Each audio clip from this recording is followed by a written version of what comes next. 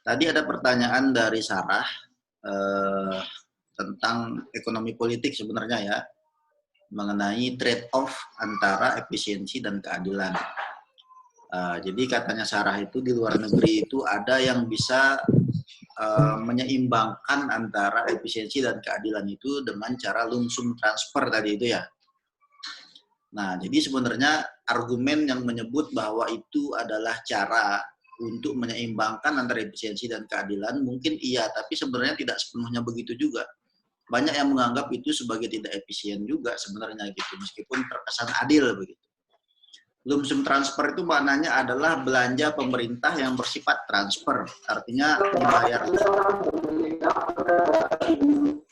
artinya dia dibayarkan langsung kepada masyarakat dalam bentuk cash, lalu masyarakat itu yang membelanjakannya begitu. Nah, jadi banyak bentuknya. Salah satunya misalnya di Indonesia itu sebenarnya ada juga. Di Indonesia itu dana desa. Kalau kalian tahu dana desa, sekarang kan kalian sedang ada di desa-desa ya. Itu kan di desa itu mendapat dana transfer dari pemerintah pusat. Nilainya bervariasi, rata-rata sekitar 1M, 2M setiap desa gitu ya. Nah, itu kan baru ada sekarang. Itu transfer langsung dari daerah, dari pusat, yang desa bisa membelanjakannya untuk keperluan pembangunan di desa itu. Gitu ya. Nah, apakah konsep itu bisa menyeimbangkan antara efisiensi dan keadilan? Belum tentu juga sebenarnya, meskipun menurut banyak kajian iya gitu. Ya. Nah, dengan transfer ke desa itu disebut tidak efisien karena apa? Karena dianggap masyarakat desa tidak mampu membuat perencanaan pembangunan yang baik, juga tidak mampu mengeksekusi perencanaan pembangunannya dengan baik karena lemahnya kapasitas SDM di desa-desa itu gitu.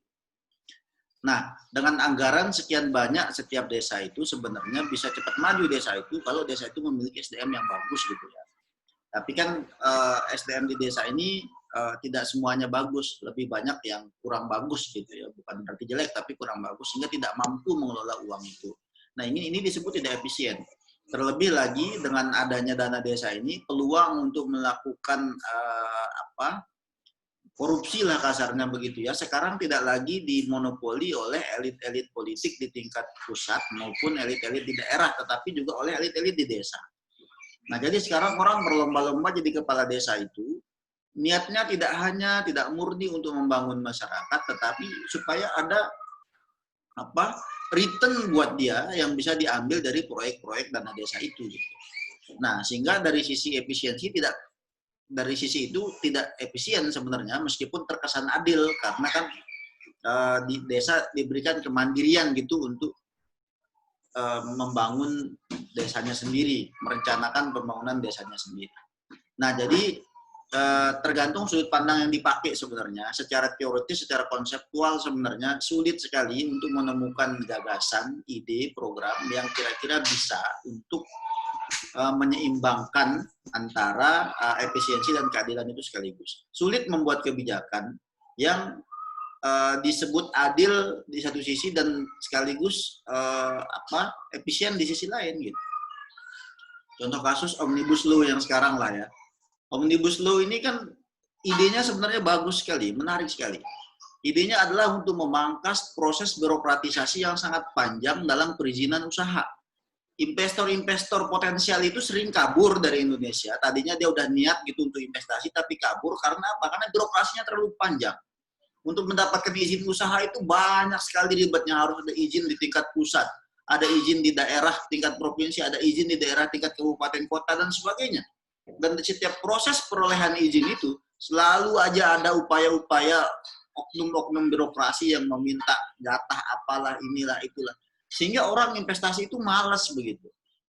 Nah, Omnibus Law ini sebenarnya berusaha untuk memangkas itu gitu. Jadi dia ingin mencabut banyak undang-undang dan banyak perda, makanya kan kalau Anda baca itu ribuan undang-undang itu menjadi tidak berlaku dengan gara-gara Omnibus Law ini.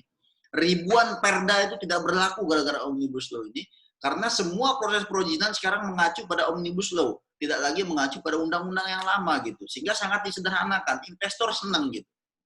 Nah, itu kan sangat efisien. Tetapi kemudian kenapa diributin oleh orang-orang, kenapa Anda mahasiswa ini demo dan segala macam, sampai di Sumbawa juga ada demonya gitu ya. Itu karena ada perasaan tidak adil begitu dengan adanya Omnibus Law. Tidak adilnya di mana? Karena undang-undang ini memang terlalu memihak golongan investor, terlalu memihak pengusaha begitu ya, dibuat mudah berusahanya dan segala macam. Nah, salah satu yang menyulitkan pengusaha itu apa? Misalnya kalau investor asing ya diharuskan untuk menggunakan SDM lokal.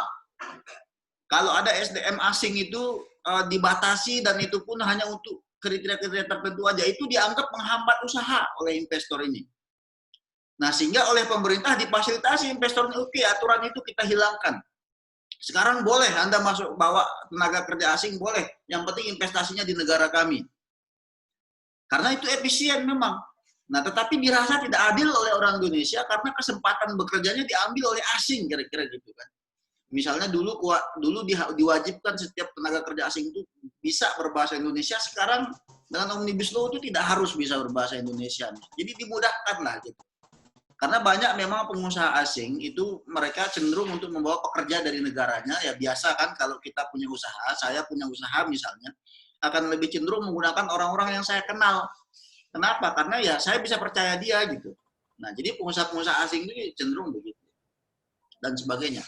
Termasuk ada yang bilang dicabutnya hak cuti dan segala macam dari pekerja gitu ya.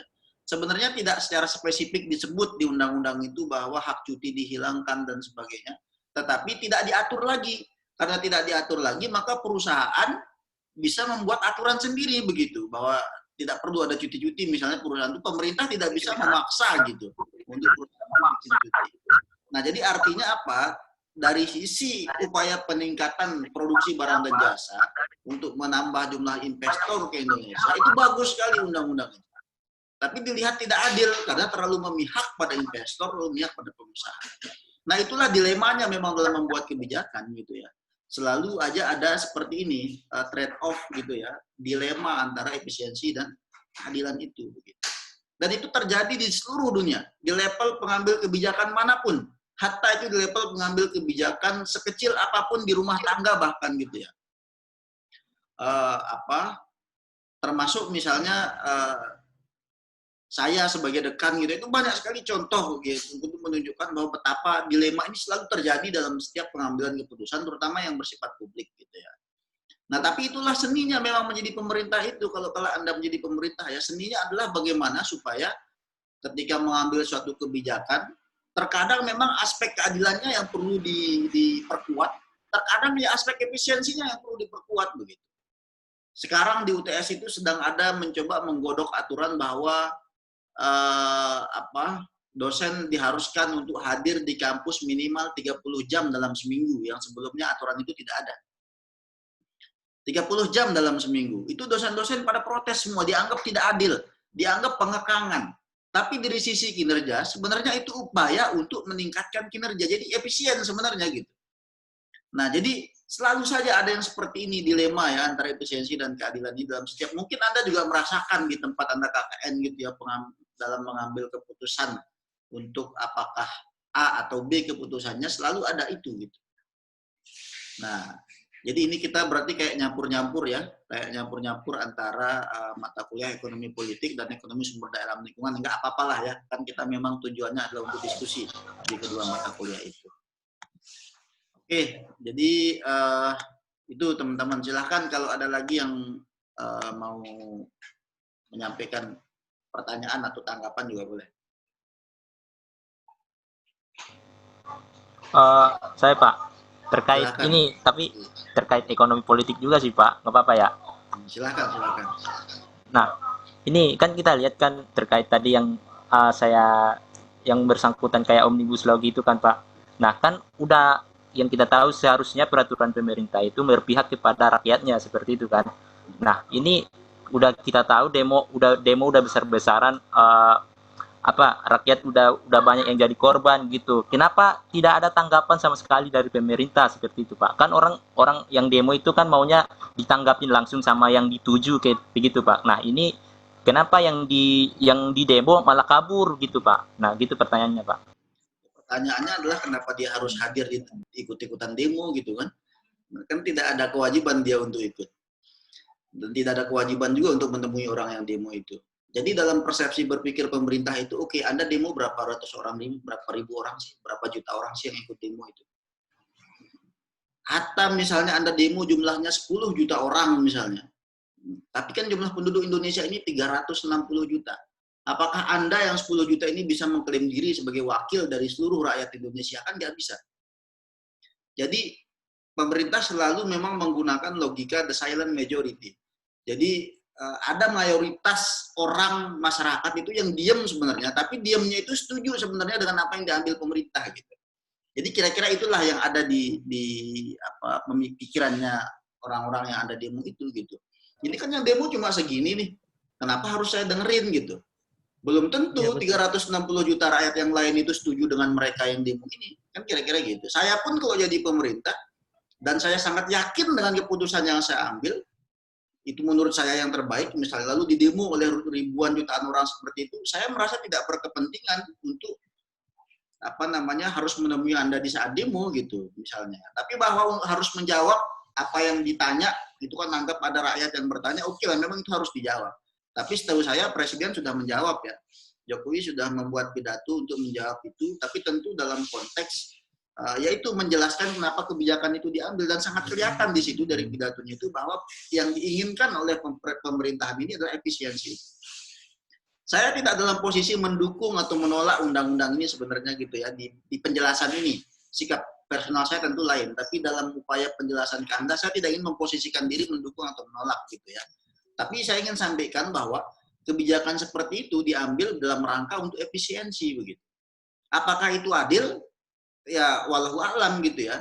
Nah, sebenarnya memang kalau kita melihat secara makro dengan banyaknya investasi masuk ke Indonesia itu bisa ujung-ujungnya nanti akan berujung pada keadilan juga sebenarnya. Karena kalau banyak investasi masuk, banyak pekerjaan yang bisa diciptakan, banyak lowongan kerja yang bisa tercipta, lebih banyak orang yang bisa terserap ke dalam pasar kerja.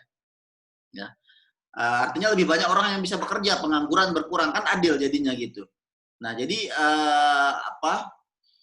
secara makro melihatnya seperti itu. Nanti kalau saya nggak tahu di makro dulu Anda pernah belajar apa enggak gitu ya. Kan di konsep ketenaga kerjaan itu, kalau upah minimum itu terlalu tinggi, dan misalnya buruh itu terlalu disejahterakan, otomatis kan beban buat perusahaan itu besar sekali.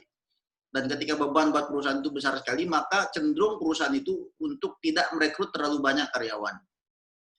Nah, negara-negara seperti Cina itu upah buruhnya itu murah di sana. Makanya banyak investor asing masuk di Cina itu karena buruhnya murah. Ya. Nah, dengan buruh yang murah itu juga selain murah juga apa ya, tidak ada proteksi khusus dalam bentuk upah minimum dan sebagainya gitu. Sehingga perusahaan itu bisa merekrut lebih banyak lagi tenaga kerja gitu untuk mengurangi pengangguran. Jadi memang serba dilema, itu yang saya sebut tadi, dilema antara keadilan dan efisiensi itu. Kalau upah minimumnya rendah, kasihan pekerja-pekerja ini kan. Udah capek-capek kerja kok upahnya sedikit kan kayak diperbudak. Tetapi masalahnya adalah kalau upah minimumnya tinggi, pekerja ini sejahtera, tapi ada lebih banyak orang yang tidak bisa mendapatkan pekerjaan di luar begitu. Kenapa tidak bisa mendapat pekerjaan di luar? Karena uangnya perusahaan habis untuk mensejahterakan karyawannya, sehingga dia tidak bisa merekrut karyawan baru. Nah, jadi ini dilema memang. Nah, jadi apa yang harus diambil oleh pemerintah dalam hal kasus ini? Ya itu sangat tergantung dari apa yang diyakini oleh pemerintah itu, ya, untuk bisa menyelesaikan masalah itu. Nah, dalam kasus sekarang memang pemerintah sedang meyakini bahwa cara untuk mengatasi ini adalah harus banyak lapangan kerja yang tersedia. Makanya mereka menyebutnya kan Undang-Undang Cipta Kerja. Sebenarnya ini juga politis sekali menggunakan nama Undang-Undang Cipta Kerja ya. Nah, karena menurut asumsi pemerintah dengan cara itu lebih banyak lowongan kerja tercipta untuk masyarakat begitu. Meskipun bagi kaum pekerja itu pasti sangat merugikan gitu karena merasa bahwa tidak ada lagi perlindungan dari negara untuk para pekerja begitu. Nah, jadi kira-kira begitu, Pak Dli ya. Nah, silahkan kalau mau ditanggapi oleh yang lain ataupun ada pertanyaan baru juga boleh. Baik dalam ekonomi politik maupun ekonomi sumber daya lingkungan ya, kita sekalian aja nggak apa-apa. Nah, meskipun saya menduga kayaknya Anda lebih tertarik untuk berbicara dalam konteks ekonomi politik kayaknya ya. Karena biasa ngomongin politik itu kadang-kadang asik begitu. Oke, silahkan kalau ada yang mau bertanya lagi. Ini yang masih matikan kamera, kalau bisa dinyalain ya, supaya saya bisa lihat. Eh, saya sekali Saya lagi nih Pak, bertanya nih. Oh ya udah yang saya lain mau dulu nih bertanya Pak. Pak. Bahri dulu deh, Bahri Nurjan dulu. Silahkan Bahri Nurjan. Di sini yang jadi masalah Pak, satu, harga dari petani kan cenderung rendah, diambil dari pemerintah itu cenderung rendah, sedangkan barang-barang yang dari perusahaan itu semakin menaik. Jadi ini bagaimana solusinya masyarakat itu bisa sejahtera, sedangkan hasil-hasil dari petani itu dibeli sangat rendah. Dan perusahaan-perusahaan yang menjual barang-barang itu barang-barang mereka itu ditinggikan, maksudnya harganya itu lebih tinggi. Itu maksudnya bagaimana Pak? Maksudnya tanggapan kita sebagai masyarakat bagaimana? Itu kan tiada kesejahteraan Pak. Terima Oke, kasih Pak. jadi maksudnya barang yang dibeli oleh perusahaan dari petani itu harganya murah begitu ya, sedangkan setelah diolah di perusahaan itu harganya menjadi mahal gitu ya. Nah nanti sebenarnya Anda kalau mengambil mata kuliah ekonomi pertanian bisa dapat materi ini gitu ya. Nah jadi memang itu dinamika, jadi ada banyak faktor di situ yang berpengaruh, terutama karena sifat dari barang pertanian itu yang musiman. Jadi dalam hukum ekonomi kan ketika suplai itu banyak, kecenderungan harga itu murah. Nah masalahnya adalah petani dalam sektor pertanian itu gitu kan, itu musiman. Padi misalnya, itu kan musiman ya. Jadi ketika panen itu suplai beras itu, suplai gabah itu melimpah sekali. Karena suplainya melimpah ya otomatis harganya jadi rendah. Nah demikian juga untuk komoditas-komoditas yang lain, jagung dan sebagainya gitu. Makanya untuk komoditas-komoditas penting seperti padi, karena ini padi ini kan menyangkut hajat hidup orang banyak, padi ini kan menyangkut hidup atau matinya kita manusia gitu ya.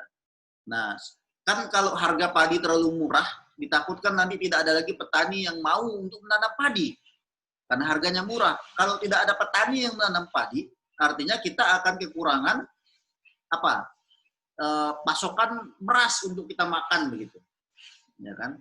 Nah, maka pemerintah melindungi. Caranya melindungi apa? Dengan cara menetapkan ada yang disebut dengan HPP, harga pokok produksi, sehingga harga gabah di petani itu tidak boleh dibeli lebih rendah dari harga yang ditetapkan oleh pemerintah. Nah, misalnya harga HPP-nya adalah 2.800 per kilogram gabah misalnya gitu ya. Itu tidak boleh ada orang atau petani menjual itu di bawah harga itu gitu loh. Harus di atas harga itu. Ya. Karena kalau dijual di bawah harga itu nanti tidak ada kesejahteraan buat petaninya begitu. Nah, sehingga harus dijual di atas harga HPP. Persoalannya kemudian adalah di lapangan itu ada banyak pelaku-pelaku usaha gelap ya yang tidak terdaftar itu, seperti tengkulak itu. Tengkulak ini kan yang membeli di petani, dia membeli dengan harga yang lebih rendah dari HPP begitu. Dan dia tidak bisa dihukum, kenapa? Karena dia bukan perusahaan yang terdaftar. Dan petaninya dengan sukarela menjual hasilnya ke tengkulak-tengkulak ini. Gitu. Persoalannya di sana. Ya, makanya pemerintah membentuk kemudian Bulog, Badan Usaha Logistik, yang tujuannya untuk menyetok membeli semua produk hasil usaha padi petani ya.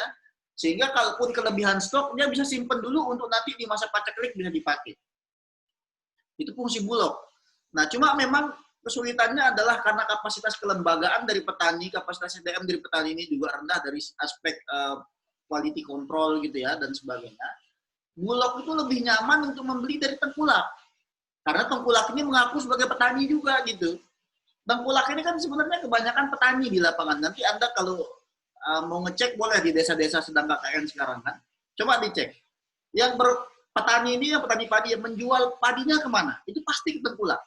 Cuma tengkulak ini siapa? Sebenarnya tengkulak ini petani juga. Cuma kebetulan dia punya modal lebih gitu. Jadi ketika Bulog membeli dari tengkulak ini gitu ya, sebenarnya dia membeli dari petani begitu. Jadi tidak menyalahi aturan apapun maksud saya dari sisi Bulognya gitu. Ini memang mekanisme pasar yang bekerja. Nah, kenapa ada tengkulak? Karena tengkulak inilah yang melakukan quality control, grading, dan sebagainya. Sehingga Bulog senang membeli di orang-orang seperti ini, karena ada quality control. gitu kan. Kalau di petani kan dia nggak peduli, dia dapat panen udah jual siapa yang mau beli begitu. Nah, jadi kira-kira begitu, ini memang persoalan yang kompleks sekali gitu ya. Banyak upaya pemerintah untuk melakukannya, meskipun menurut saya sebenarnya masih banyak hal-hal lain yang belum dilakukan dan perlu dilakukan begitu. Tetapi mungkin apa yang ide yang saya anggap bagus itu mungkin belum tentu bagus juga bagi pemerintah gitu ya. Nah, makanya sekarang sebenarnya cara yang dipakai pemerintah itu salah satunya adalah dengan mendorong berkembangnya badan usaha milik desa, BUMDes. Ya, ini salah satunya untuk apa? Salah satunya untuk menghilangkan peran dominan dari tengkulak-tengkulak yang ada di desa itu gitu. Harapannya BUMDes ini bisa mandiri, dia yang menyerap misalnya, dia yang membeli hasil gabah petani, dan nanti BUMDes yang berurusan dengan Bulog misalnya gitu ya. Sebenarnya harapannya begitu BUMDes ini. Jadi Anda bisa di tempat KKN sekarang itu bisa mengarahkan seperti itu begitu. Untuk meminimalisir praktek-praktek tengkulak yang ada di masyarakat. Jadi ini memang kompleks gitu ya. Begitu kira-kira Bahri Nurjan ya. Ya Pak, terima kasih. Oke, sama-sama. Silahkan kalau ada yang lain. Yang cewek belum ada yang ngomong cewek ini. Saya lihat.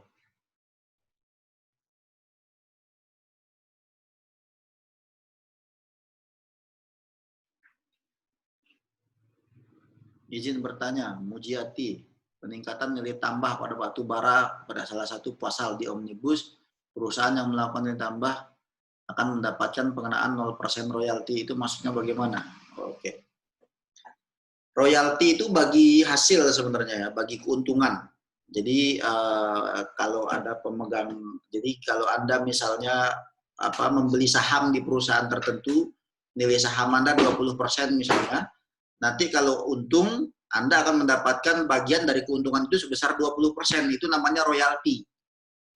Nah, dalam konteks barang tambang seperti emas, kemudian termasuk batu bara dan sebagainya, itu kan kepemilikan. Kan ini perusahaan ini kan menambang mineral ini, baik batu bara, emas dan sebagainya, itu kan dari bumi.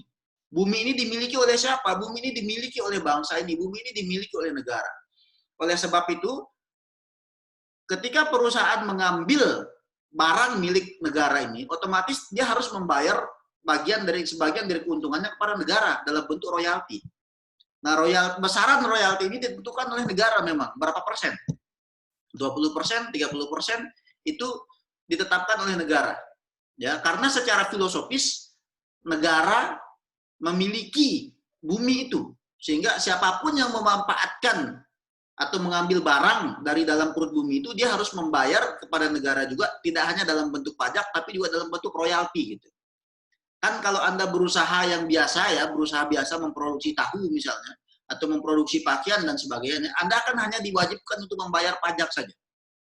Anda hanya diwajibkan untuk membayar pajak saja. Tidak perlu royalti. Sebab apa? Sebab negara tidak ada urusan dengan proses produksi Anda. Kan bahan baku Anda dapatkan dari pihak lain ya. Tenaga kerja Anda bayar sendiri, Anda olah, rubah barangnya, Anda jual ke masyarakat yang lain. Nah, itu dari kegiatan usaha itu pemerintah hanya memaksa Anda untuk membayar pajak saja. Tapi untuk tambang, bahan bakunya nggak ada. Bahan bakunya adalah perut bumi itu yang digali itu gitu. Nah, bahan baku itu disediakan sendiri oleh bumi itu, yang tidak lain bumi itu dimiliki oleh negara. Oleh sebab itu, negara dianggap ikut memiliki saham di perusahaan itu, maka dia harus membayar royalti. Yang besaran royalti itu sekali lagi ditentukan oleh negara. Ya, berapapun porsinya. Kalau perusahaannya misalnya negara menganjurkan royalti harus 50% misalnya dari total keuntungan.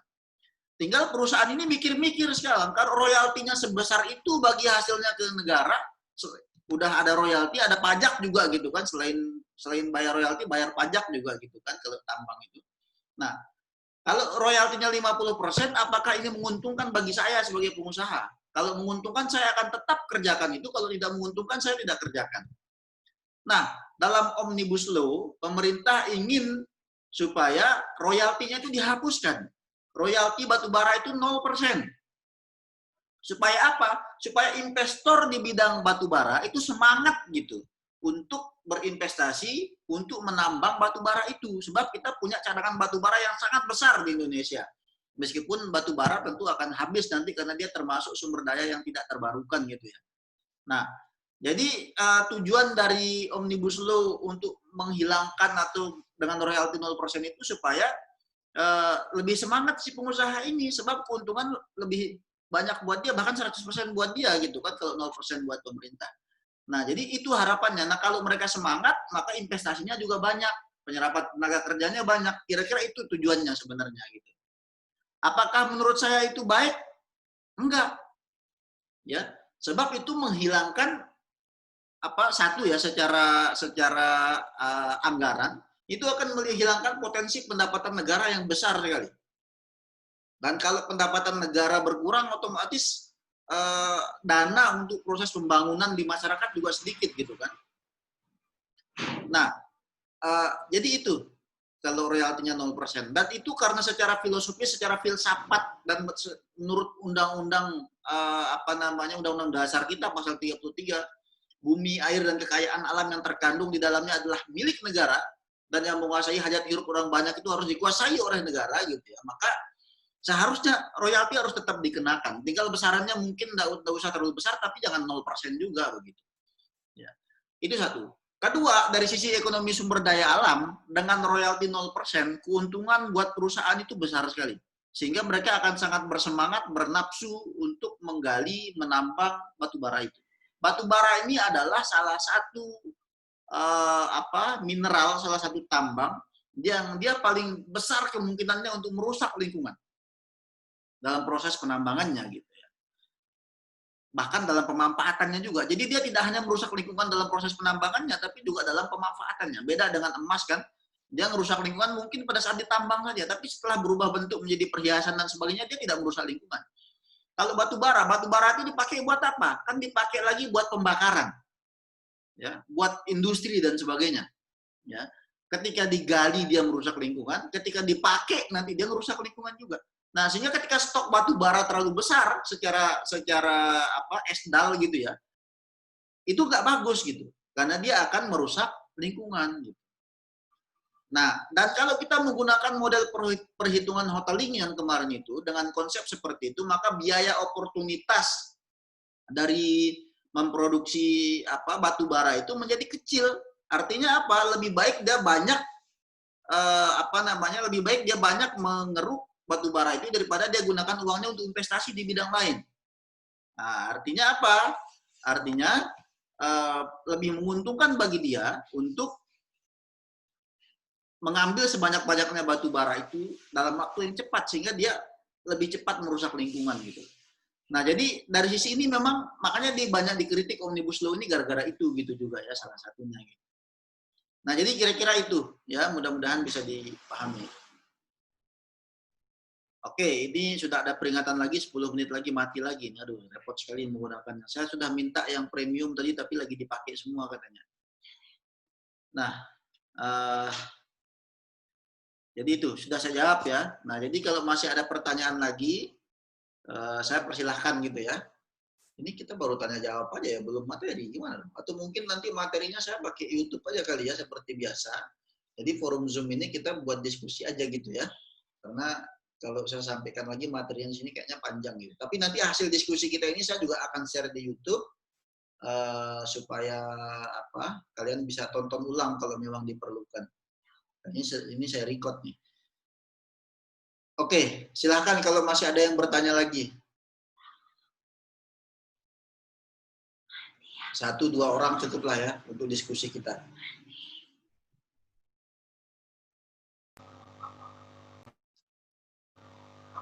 Saya boleh bertanya, Pak? Nah, boleh, Pak Dli, silakan. Ini kan kemarin saya baca berita itu sumbernya di Indozone. Nah, jadi di situ katanya pemerintah banyak sekali mengimpor garam dari Filipina kalau nggak salah. Nah, kenapa sementara respon Jokowi terhadap garam ini kenapa garamnya cuma sedikit? Nah, begitu kan.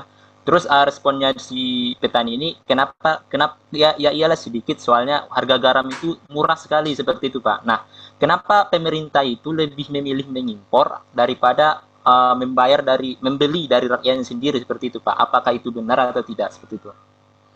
Oke, jadi memang nanti di ekonomi pertanian sepertinya juga itu ada gitu ya. Memang soal garam ini memang juga ya simple tapi kompleks tapi simple gitu. Jadi memang selalu begitu. Memang nanti di ekonomi politik kita juga akan bicara soal rent seeking behavior. Saya nggak tahu sudah belum ya rent seeking behavior ya. Ada perilaku perburuan rente di situ gitu. Nah, pada prinsipnya secara teoritis kenapa lebih memilih impor? Karena harga luar negeri itu lebih murah daripada harga dalam negeri. Simpelnya begitu. Membeli dari rakyat sendiri itu harganya lebih mahal. Jadi masyarakat petani garam kita menjual dengan harga yang lebih mahal daripada yang ditawarkan oleh asing dari Filipina atau dari manapun itu. Gitu. Itu satu. Yang kedua dari sisi kualitas. Sebenarnya garam yang dihasilkan petani kita itu saya dapat informasinya itu juga garam premium sebenarnya, garam kualitas bagus lah begitu ya. Nah, sehingga itu yang menyebabkan harganya juga relatif mahal sebetulnya. Kadang-kadang industri itu kan garam ini dipakai bukan hanya untuk rumah tangga ya, tetapi juga untuk industri. Industri ini macam-macam, bukan hanya industri makanan, tetapi juga industri-industri yang membutuhkan garam itu banyak begitu maksud saya. Termasuk industri misalnya sabun, apa itu kan butuh garam juga ya. Nah, industri-industri seperti ini kadang-kadang membutuhkan garam yang tidak terlalu bagus kualitasnya, dan itu tidak tersedia di Indonesia gitu. Nah, garam yang seperti itu, yang harganya murah dan kualitasnya standar gitu ya, itu mereka lebih memilih membeli dari luar. Nah, atau sebaliknya, ada juga industri yang membutuhkan garam yang jauh lebih berkualitas daripada garam yang dihasilkan petani kita. Dan itu tidak ada di Indonesia, ataupun ada tapi dengan jumlah yang lebih sedikit. Sehingga dia harus membeli dari luar. Nah, jadi ini memang soal ketersediaan, soal pasok, juga soal harga yang lebih murah di luar. Begitu. Memang ada mafia impor itu ada dalam perilaku pemburu rente itu, nanti itu ada diskusinya gitu ya. Mafia ini artinya apa? Dia ya biasa lah gitu ya. Dia biasanya ngasih fee gitu ke pejabat-pejabat berwenang. Jadi Anda kalau izinkan impor, dalam setiap kilogramnya Anda dapat 100 perak aja misalnya, 100 rupiah perak aja gitu ya. Itu dalam 1 kilogram. Bagaimana kalau yang diimpor adalah 100.000 ton, 1 juta ton, 1 juta kali 100 perak itu udah berapa misalnya gitu ya. Nah itu biasa memang praktek-praktek yang seperti itu gitu. Ya. Praktek yang seperti ini biasa. Dan itu terjadi tidak hanya di garam gitu ya, tapi juga di seluruh komoditas, sapi, gabah, padi, beras dan sebagainya. Jadi mafia impor ini ada dan itu nyata sebetulnya gitu ya. Tetapi memang sulit untuk ditelusuri gitu dan sulit menemukan buktinya karena memang mereka pinter gitu, tahu caranya bagaimana supaya tidak ketahuan gitu ya.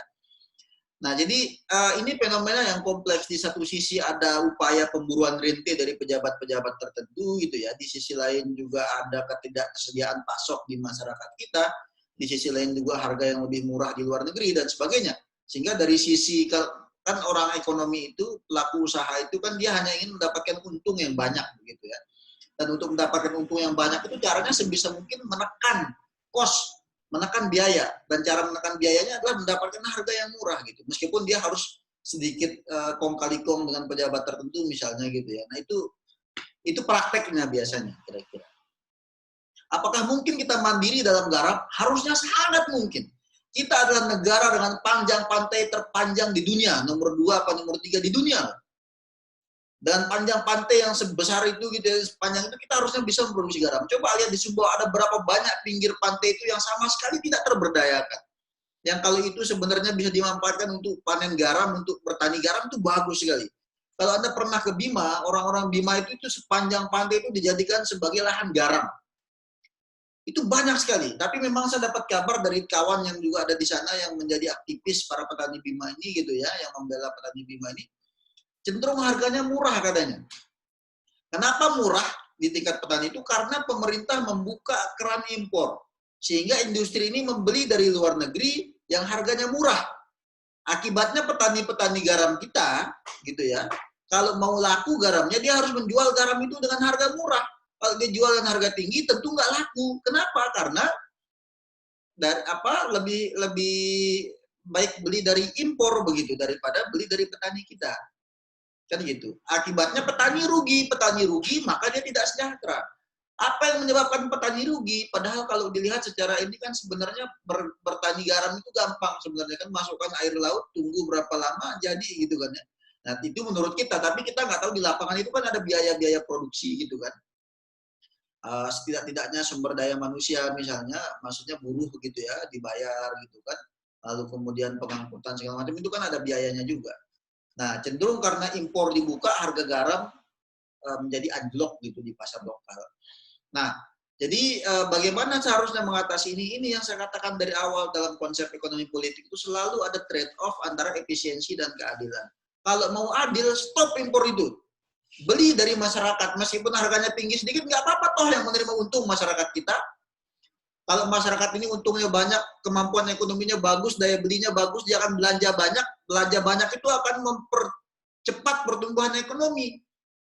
Kalau dia belanja banyak. Kalau dia untungnya sedikit, nggak bisa dia belanja banyak. Sedikit perputaran uang, sedikit pertumbuhan ekonomi. Nah, tetapi apakah itu efisien? Tidak. Efisiennya adalah ngimpor dari luar, sebab harganya murah dari luar, dibutuhkan oleh industri yang seperti itu. Industri dengan harga seperti itu menjadi cepat berkembangnya dan sebagainya. Nah, ini saya lihat sudah kurang dari 1 menit lagi. Menurut Anda kita perlu lanjut lagi nggak kuliah ini? Apa diskusi ini? Lanjut, Pak. Oke, jadi mungkin ini udah jam 3:30, saya belum sholat, saya akan sholat dulu dan istirahat dulu. Mungkin nanti kita lanjut lagi diskusinya jam 5 lah ya. Bagaimana kalau mau lanjut? Oke, Pak. Siap. Oke. Jadi setelah mati ini kita akan lanjut lagi jam 5 nanti sore gitu ya. Anda sholat dulu lah. Jadi kita terlalu banyak ngomong politik, jadi kita nanti lupa sholat gitu kan. Ini dunia semua ini.